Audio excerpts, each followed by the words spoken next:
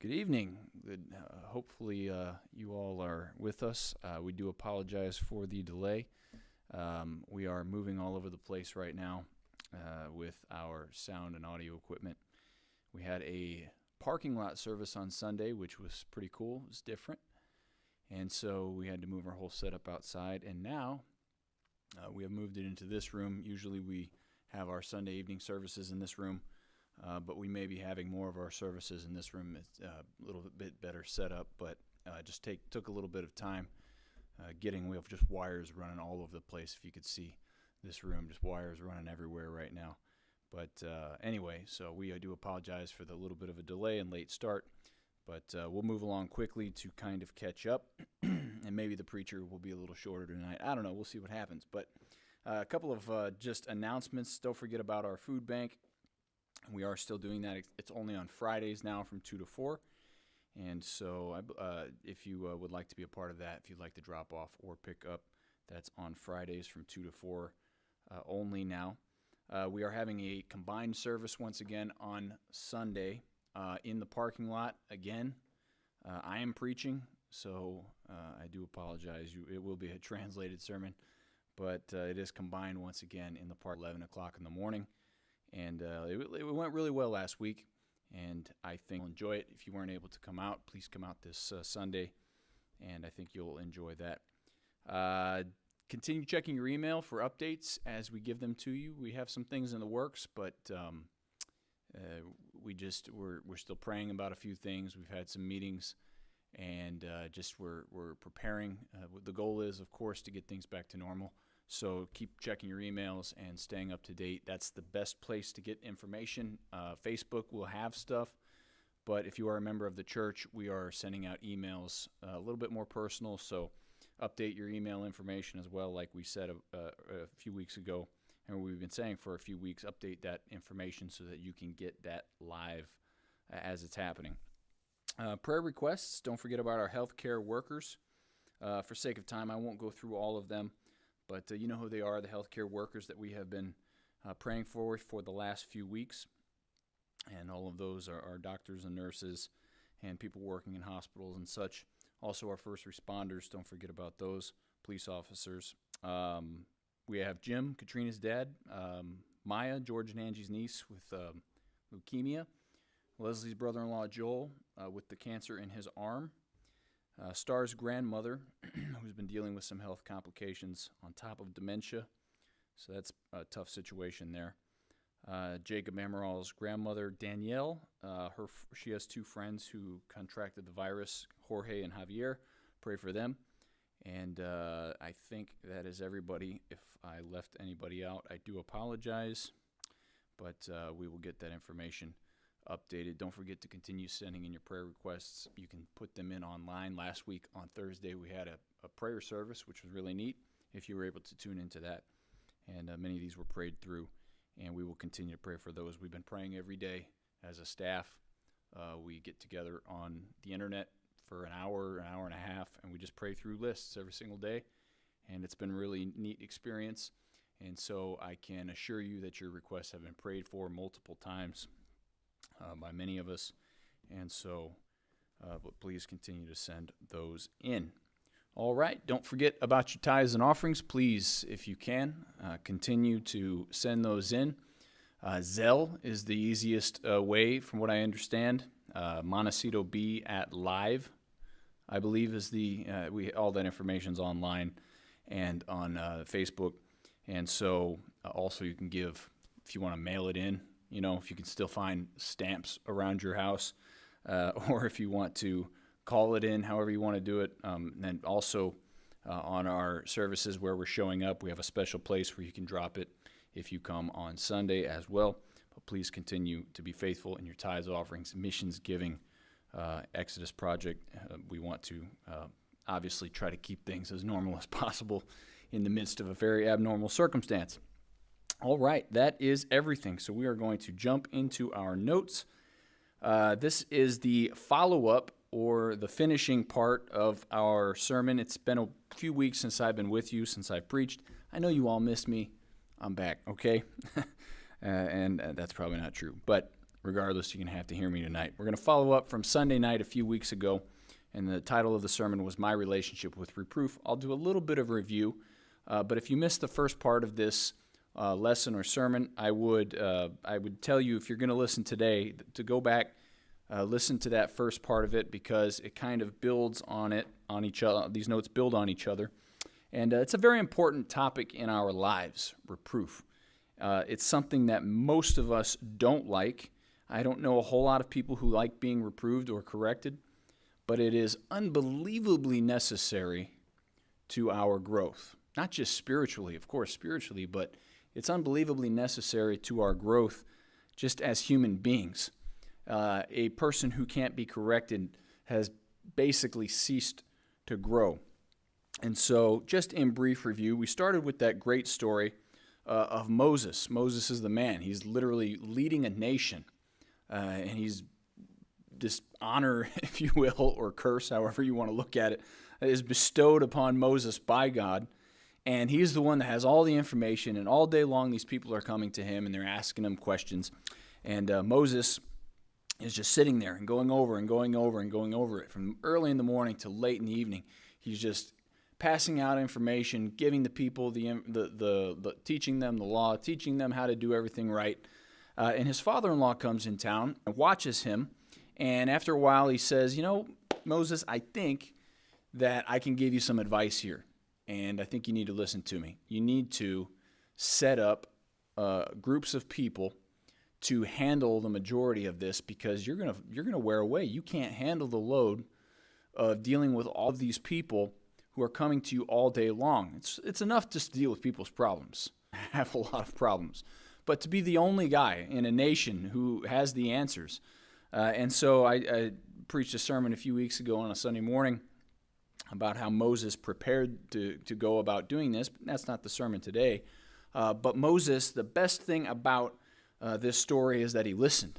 He listened to his father-in-law, and it extended, no doubt, his life, career, however you want to look at it, much longer than it would have had he not listened to Jethro. This man just comes out of the blue, hangs around for a few days, checks in on his son-in-law. You know, his father-in-laws are always checking on their son-in-laws.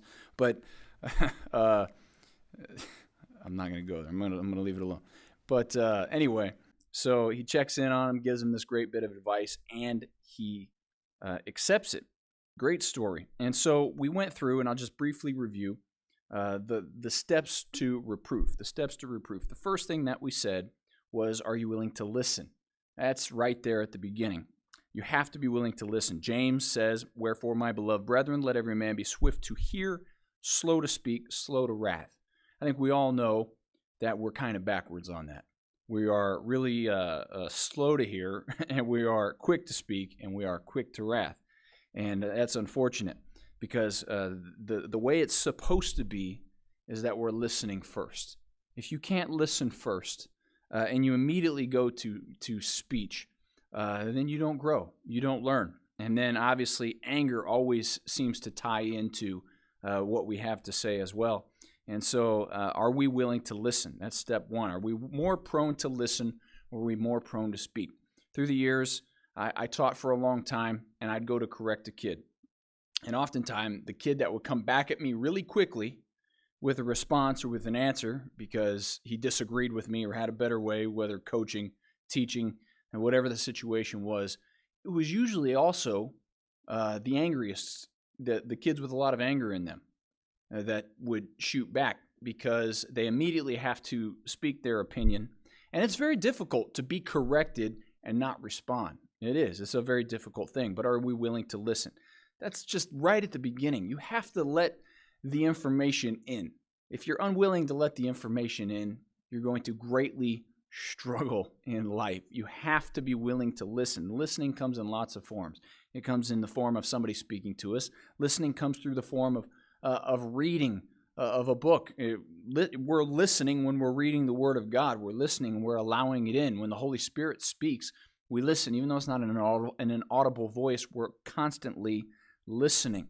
And we need to have our ears wide open for these moments in which lessons are going to be placed on us, and we have to pick them up and we have to learn them. Second thing that we said is, are we willing to be wounded? Are we willing to be wounded? Faithful are the wounds of a friend. So, first step, we listen. We have to listen. Second step is we got to let it hurt us a little bit. Sometimes we'll listen, say what you want to say, step back. Are you done yet? Okay, I heard it. Are you done? And by the way, this lesson was for me, because this is something that I've struggled with a lot in my life, and something that I've worked immensely on. But we have to be willing to be wounded. Iron sharpens iron, so a man sharpens the countenance of a friend. Reprove not a scorner, lest he hate you. But if you rebuke a wise man, he loves you. You give instruction to a wise man, he'll be wiser. Teach a just man, and he'll increase in learning. And the next thing that we said was, are we able to admit that we're wrong? So we have to listen. We have to allow it to wound us. And then we have to be able to admit that we're wrong. Do you admit that you're wrong, or do you deflect and make excuses? Deflection is a big game. Oftentimes, somebody will reprove us or correct us. We'll hear the information, and we'll know that they're right. Think of a husband and wife example, and many times throughout the years of being married, I've been in this very situation. My wife would tell me something that I needed to hear, definitely, and I would listen to it, and I wouldn't like it because it would kind of hurt. And then the easy thing to do there is, okay, I know that that's a problem. I know that that's something that I struggle with. So let me just deflect that away. Well, let's talk about you for a second. It's deflection. It's deflection. Did you have an issue with it or not? If you have an issue with it, let's come back to it and let's deal with it. Then we can move away to the other person and we can deal with them. But don't deflect away from something because it hurts, because you know that you don't like it, or you know that it's accurate.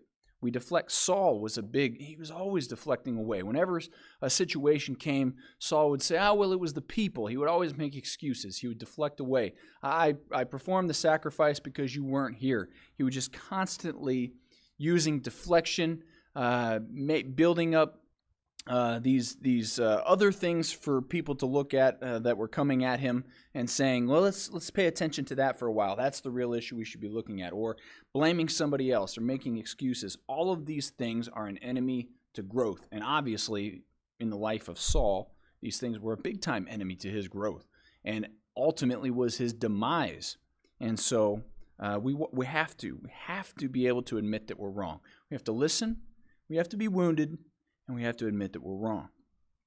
And then the last thing that we said the last time we were together is, do you follow through? I'm going to pray right here, because we're going to kind of pick up with the lesson tonight at this point. Lord, thank you for this church, and thank you for the men and women who have worked so hard to continue to make this thing work, with the live stream services, with all of the different unique circumstances that surround it all.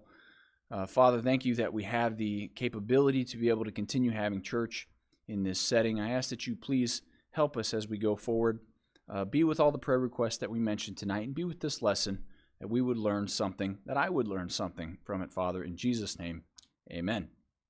The last thing that we said, and we'll pick up the lesson here tonight, is, do we follow through? So let's go back. Repetition is the key to learning, so let's keep going over it. Are we willing to listen? Are we willing to be wounded by what we hear? I already forgot my third point. Are we able to admit that we're wrong? So, listen, wounded, admit that I'm wrong. Next thing is, do we follow through with that? All three steps, all three of the first steps can happen, and no growth come from it, because we don't follow through. We can listen. We can be hurt by it. We can allow it in and allow it to affect us, not put up our wall. We can even get to the place where we're able to admit that we're wrong about it. I have an issue with that. You're absolutely right. Right there, though, a lot of people stop. They don't follow through. They don't continue with it. You're right. That's a problem for me. Okay. What's next? Well, the next step should be following through with that information, with that reproof. If a coach steps in, let's take a baseball, I'm swinging a bat. If a coach steps in and he sees something, I think golf's a better example of this, because golf is just a game of constant adjustments. Baseball's similar with the swing. and steps in and says, I'm seeing something that we need to correct. I think it's amazing that a professional athlete making millions and millions and millions of dollars a year, who's hitting home runs, who's the top in the world at his game, who should be teaching all of the rest of us how to hit, has hitting coaches on their team who watch them constantly. And they'll see them starting to buy into a bat, and they'll correct them. And these millionaire athletes don't say, I know what I'm doing. Don't you see? You want to see my contract? Do you see the position that I'm in? I'm the superstar in this team. No, they willingly listen, and they say, oh, have I started a bad habit? Do I need to make an adjustment? And those pitching coaches will see that, and they'll step in, and then the work of following through on that comes to pass.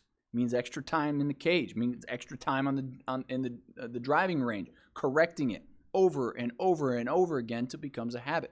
When it comes to growth in life, spiritual growth, we don't follow through very often. We don't grow once that information comes, and we get to the point we admit we're wrong about something. We've heard it. We're wounded by it. We admit we're wrong, and then we don't grow. Nothing changes. And I've heard it so many times. People will tell me, yeah, you know what? I'm just not very good at that. Just not very good at that in my life. And I'm always kind of like, well, don't you want to be? Do you want to change? It's just, that's just who I am. I know it's an issue, but it's just who I am. And I'm always so confused by that because that makes no sense to me. There are many things in my life that I struggle with and I'm wrong about. But when I see those things, I want to correct them. I want to grow. I don't want to be the same person at 50 that I am at 35. Just like I didn't want to be the same person at 35 that I was at 20. I want there to be growth. And it seems like in church, unfortunately, you don't see a lot of growth. Even in churches, and especially out in the world, it's like once a person gets to a certain age, they stop, and growth ceases, and it's just the way it is.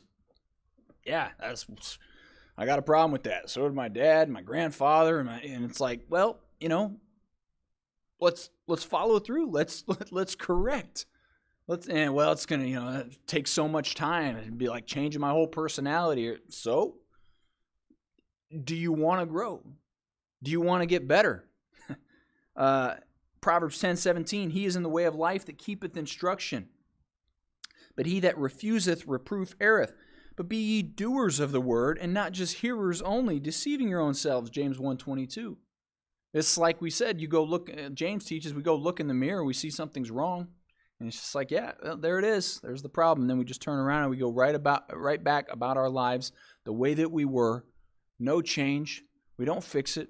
No growth. It says be doers of the word, not just hearers only. Churches, unfortunately, are just full of hearers. They're just there to listen, to evaluate the preacher. Oh, that was nice. That encouraged me. It was an encouraging lesson. That preacher was funny. He spoke very well. He was very charismatic. He was very, a happy or a friendly or an angry or whatever. Fill in the blank. You come and it's like going to a show, entertainment, and then we go out of there. Maybe we hear something nice and nothing changes. What a waste! What a complete waste that you can go to church your entire life and just hear information after information after information from the Word of God. And I know there's some negative that comes out, but mostly positive. You know that to be true. And nothing changes. No growth. It's baffling. I want to change after every lesson that I hear, after every sermon that I'm listening to. If I could change one thing a month in my life or work on one area in my life a month, after a year, I've changed 12 things. How many people do you know will take 12 major things in their life and work on them throughout a year? That's one a month. It's just amazing that we don't grow. Without counsel, purposes are disappointed, but in the multitude of counselors established. Proverbs 3:11 and 12, my son, despise not the chastening of the Lord, neither be weary of his correction. For whom the Lord loveth, he correcteth, even as a father, the son in whom he delighteth. It is better to hear the rebuke of the wise than for a man to hear the song of fools. So do we follow through with what we hear? Do we follow through? Is there change? And now, we're getting into, so those are kind of the first 4 steps there. And that's very personal to us, where we have to become introspective and we have to say, do I listen? Am I wounded? After I'm wounded, am I able to admit that I'm wrong about it? And then do I follow through with it? And then the next thing is, and this is where it gets difficult for a lot of people, and so bear with me here. Who do I listen to? Who do I listen to? And this is tough. This one is tough. Who do I listen to? It says, if you looked at those passages that we mentioned there, without counsel, purposes are disappointed, but in the multitude of counselors, there is safety. It is better to hear the rebuke of the wise than for a man to hear the song of fools.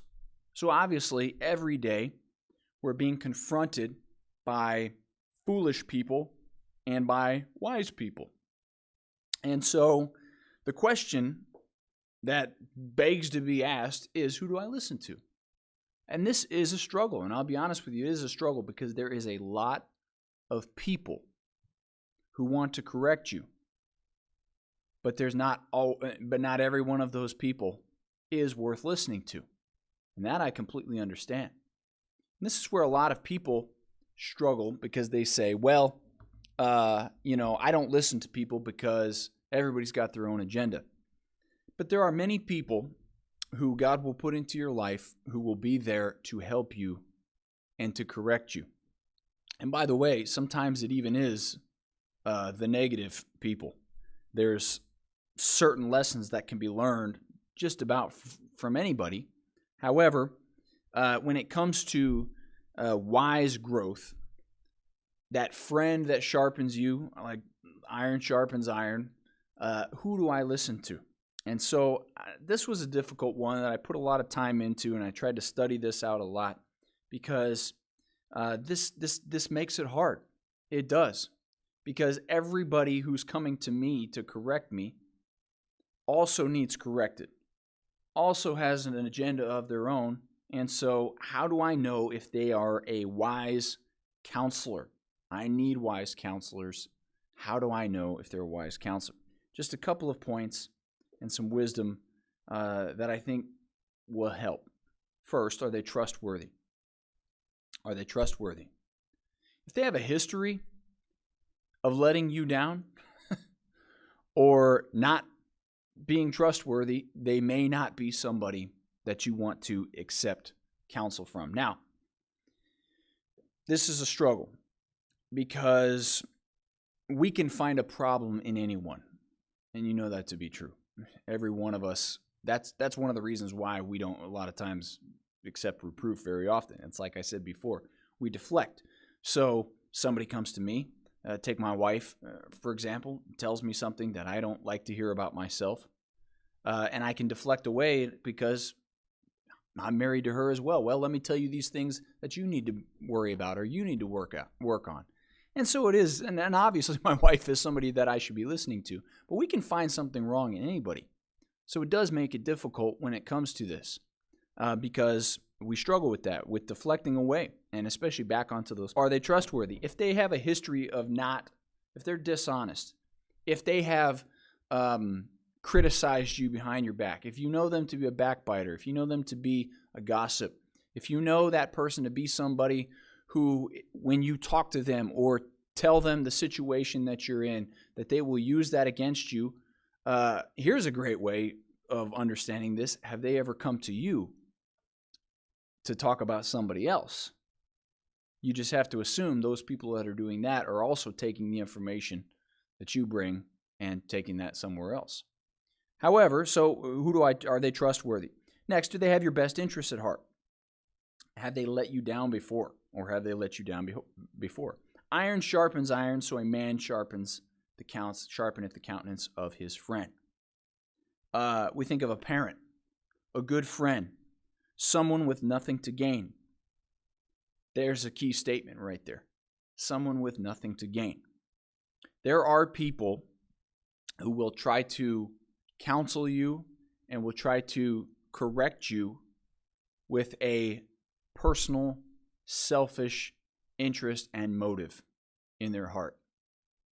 Unfortunately, I've just met and known way too many people in my life, and every one of you could attest to this, and I've probably been this person at times, unfortunately, that I am calling somebody out on something, sometimes out of jealousy, sometimes just because I want to hurt them.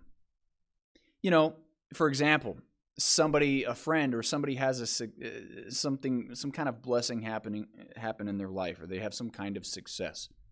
And unfortunately, there are people who will step in and criticize them just to bring them down a little bit. I've always been confused by that. And you'll see these people at work. They like to rain on your parade, you know. You have a great victory, or you have some kind of great... And this is one of the things, and truthfully, this is one of the things that has kept so many people from receiving appropriate reproof. It's that they've just been hurt too many times. They get hurt so many times, the wall goes up, they cease to be willing to be wounded by anybody. And so their own judgment gets so clouded because of their own bitterness and hurt from people letting them down many, many times. Their own judgment gets just so clouded that they can't tell the difference between a friend and an enemy anymore. And so a friend or a wise counselor comes, and sometimes we'll be in this situation. Like, what's your motive here? Why are you telling me this? Why are you attacking me? Why are you trying to correct me? And we get very guarded. And it's not right, but sometimes it's because we've been let down by people that weren't very trustworthy in the past. So I always kind of ask myself this question: have they given me wise counsel before? Do they have anything to gain in this? For example, you think of a marriage, a parent with a child. What do I have to gain in taking the time to teach my children a lesson? And I don't mean, because sometimes we just scream and yell at them because they're, annoying you in that moment. And you're like, stop it, just so they'll leave you alone. You correct them in anger. And you get what I'm saying, parents. But what I'm talking about here is when I see an issue with one of my children, and I had this recently happen where I saw a little bit of an issue in one of my kids. I won't say which one. And I said, I'm going to sit down. I'm going to talk to them. And I used it as an opportunity to talk, to address the situation. I thought it out. I prayed about it before I did it. And then I brought that to them. Now, they're young, so young that they don't really understand motives, and they haven't been hurt enough in their lives by people yet to really. And I think they honestly know that their dad has their best interests at heart. But once we become adults, we get very clouded in this judgment. And who do we trust? Who can I trust? Because unfortunately, we just can't trust everybody. And if I'm going to allow this person to wound me, the stakes are even higher. Because they might be coming with a selfish motive, looking to hurt me. And so we have to look around. And by the way, this is a process that's probably going to start slow. But you need to pick out maybe 3 people in your life. If you can't pick out 3, you need 1 person in your life, 2 people in your life, who you trust so much, who you know has your best interest at heart and has nothing to gain from helping you, who will correct you, that you will allow to correct you. You absolutely have to have a couple of these people in your life. If you don't, you're going to struggle.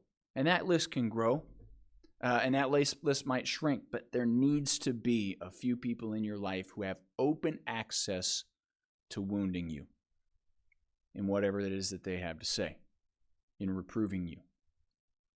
Have they given you wise counsel before? Do they rebuke from similar experience? I always appreciate a transparent rebuker. And let me explain to you what I mean here. I don't like people who come to me and try to teach me a lesson or try to help me and they come from a place of, well, I always did it this way, and they, let me tell you how I did it because it always worked so well. I struggle with that personally. Now, I'm not saying that that's right. And the lesson to be learned here is when you are the one that's going to be doing the rebuking or the reproving, I mean, we're all going to be in that situation. If you're a parent, it's happening all the time. If you're a husband or wife, it's happening all the time. If you're a friend, you should be in that situation or in that position. But if I'm going to rebuke, I like people who tell me, you know what? I used to struggle with this. I used to struggle with this particular thing. And let me tell you, and I see you're having an issue with that as well. So let me tell you what I did. Let me tell you how I conquered this thing in my life, this difficulty. Not in every situation, but when people bring things to me in church that they're struggling with, my first reaction is not to just light them up or rain down on them or immediately tell them where they're wrong. My first reaction is always to look into my own life and see, okay, can I relate to this in some way? And can I help them the way that I was helped? For example, I am rebuked or reproved in my youth by someone. Somebody comes to me and I grow in that area, and somebody comes to me and I say, you know what, I had a struggle with that. A wise man once came to me and said, and that changed my life. I've done that so many times I can't even count where I pass that along. I've had amazing parents. I've had amazing mentors that God has put into my life, teachers, coaches. I've had just an army of people who reproved me a lot to help to grow me. And in every one of those lessons, I want to hang on to those things, and I want to turn around and I want to pass them on to the next people. But rebuking from a similar experience or from a similar place. You see, if we always approach people in rebuke, and this is to the reprover here, if we always approach people in reproving like we're the expert at it, it comes across as inauthentic. It's disingenuous, and people aren't going to listen to it because, maybe some people will, but a lot of people won't listen because they're going to, one, feel like, well, they've never struggled like I've struggled. And the truth of the matter is every person, even those that are correcting like that, acting like they have all the answers, if they've got it figured out, you didn't. You struggled. You struggled mightily. Any person who has grown to any level spiritually or in any, within life, there has been so much correction, failure, rebuke, and growth that went into that growth, and there's so much that you can use of that to help other people. And so when I'm evaluating who I want to allow into my life, are they going to be honest with me and authentic with me? Are they going to share their own personal struggles and how they conquered them to help me? I'm not knocking all of you multi-level marketers out there, okay? If you make a living doing that and you make good money at it, wonderful. I'm really, really happy for you. But throughout the years, and I came from a really big church, I had many people approach me, and we've all done it. You've probably been hit up on Facebook. And like I said, I'm apologizing to any of you who are doing this. If you're making money, praise the Lord, all right? But throughout the years, I'd have people approach me, and I'd hear a pitch, and I was like anybody else. Wow, you mean I don't have to work? Like I can be independent, and I can be, spend more time with my kids, and I don't have to work the 9 to 5. And they the way it's set up, and they sell you, do you like freedom?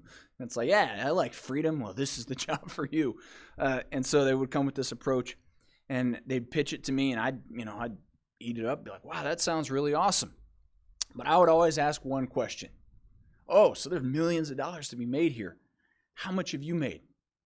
Well, I'm on my way to making that. And it seems like every person who ever approached me, maybe they were successful, didn't want to share how much money they had made from it. But it just seems like throughout the years, every person who ever approached me was always on their way to making it. They hadn't really made it. And the truth is, hey, I might have bought into one if the person had shown me, hey, I'm a millionaire because I jumped in on this particular thing.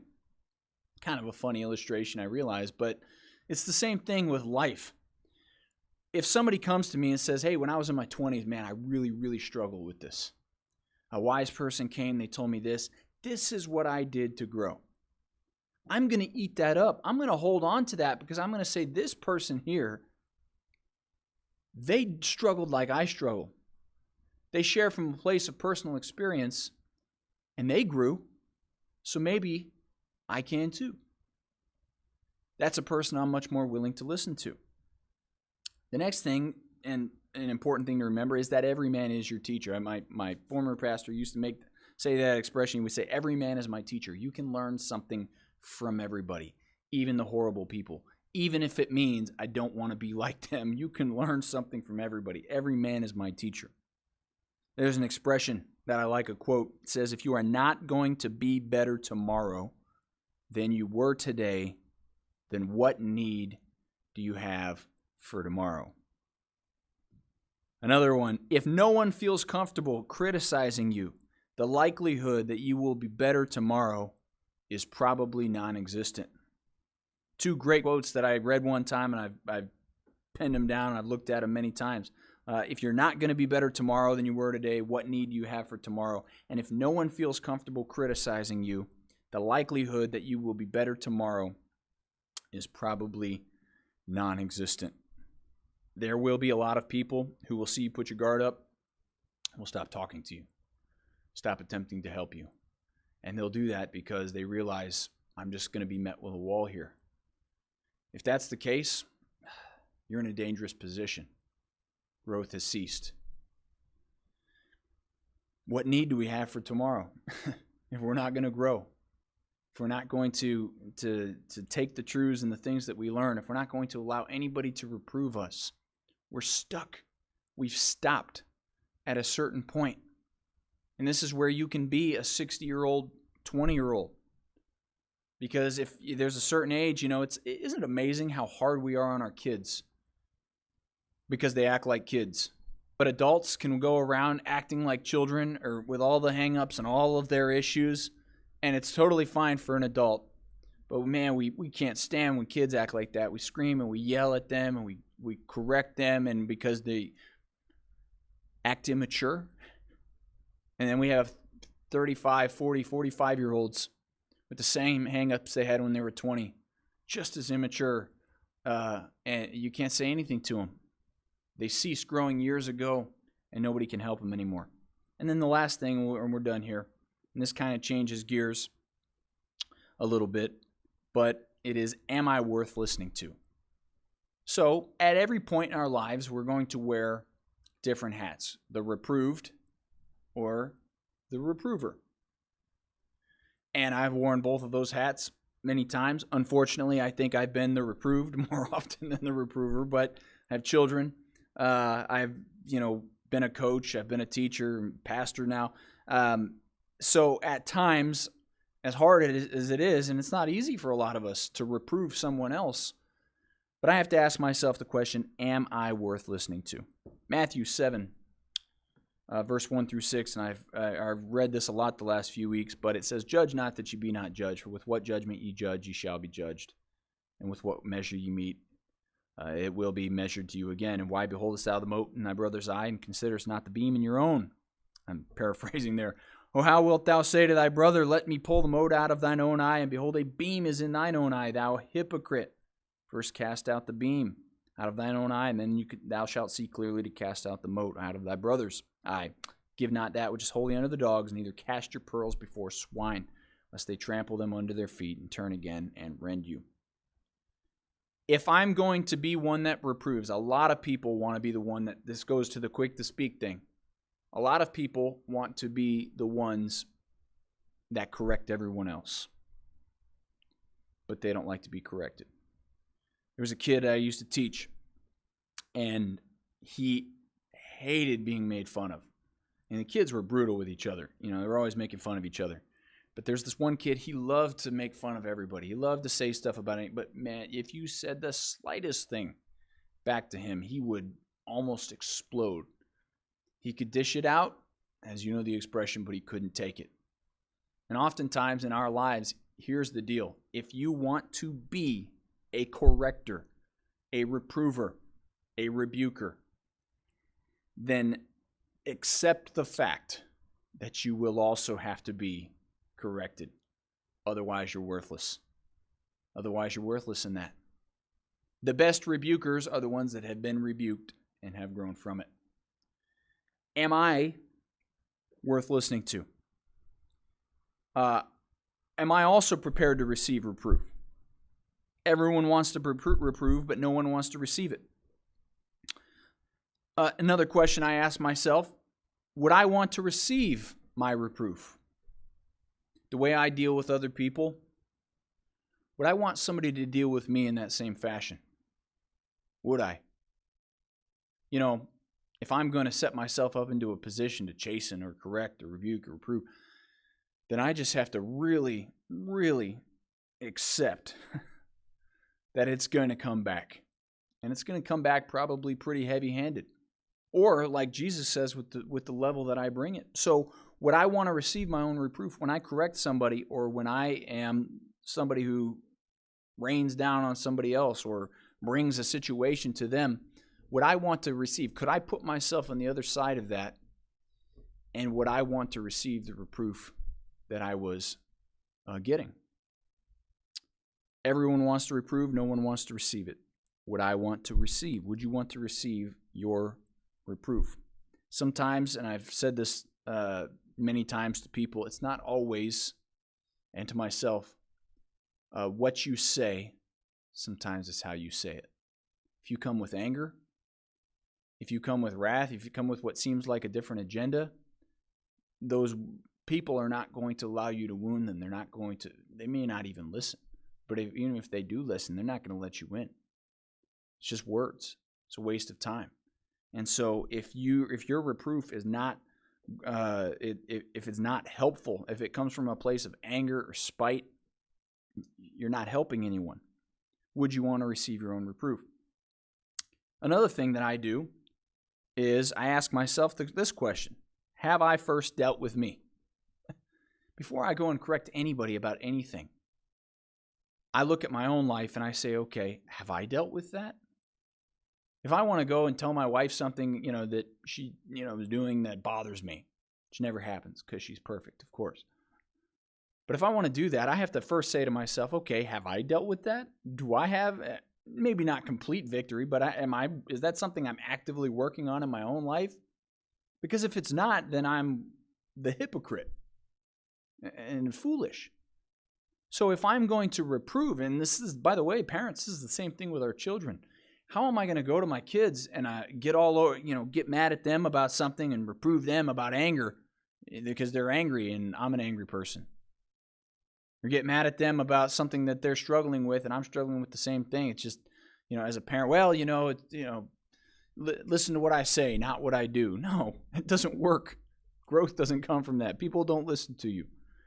So, have I first dealt with me? The old expression, it's the pot calling the kettle black.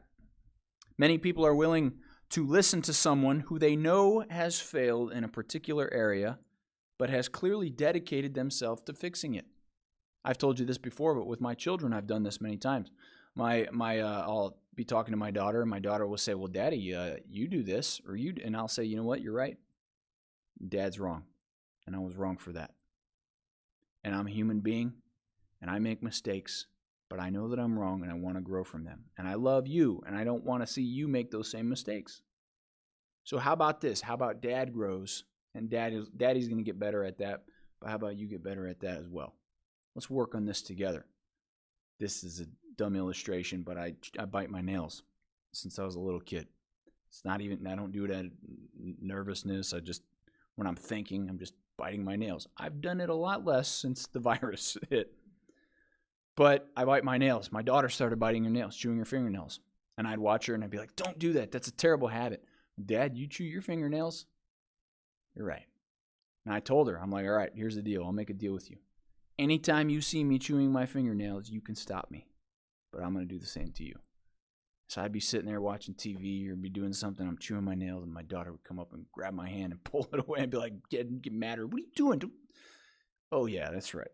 I gave you permission to do that. I can't be a hypocrite. I can't. I have to be willing to dedicate myself to fixing something in my life. People, People are understanding as long as you're honest with them. Even if you haven't gained victory in an area, if somebody sees that you've dedicated yourself to growth, that you've been reproved and you've dedicated yourself to growth in an area, when you go to speak on that, they'll listen to you. Because they'll say, whereas I've seen them struggle with the same thing they're telling me right now, but you know what? They've worked on that in their life, and I know that they have. And if they can grow, maybe I can grow too. And then the last thing is prepare yourself for what may come from even righteous reproof. The last part of Matthew 7, the last verse is there. It says, "Give not that which is holy unto the dogs, neither cast ye your pearls before swine, lest they trample them under their feet and turn again and rend you." Sometimes there's people that aren't going to listen. "Reprove not a scorner, lest he" what? "Hate thee." You will reprove sometimes, and you will make an enemy, even if it's righteous. Sometimes you're casting pearls before swine, and there's people who aren't willing to listen to it. They may someday come around to it, but you need to prepare yourself. When you go to reprove someone else, you need to prepare yourself for what could come from that and the negative that could come from that. If you're dealing with a scorner, if you're dealing with a very sinful, wicked person, a person who's been very, very broken, sometimes you can make things worse. Doesn't mean that you don't reprove. You have to continue doing it. But just prepare yourself. Sometimes they're not ready to hear it, and they're not going to listen to you. And that's a difficult thing.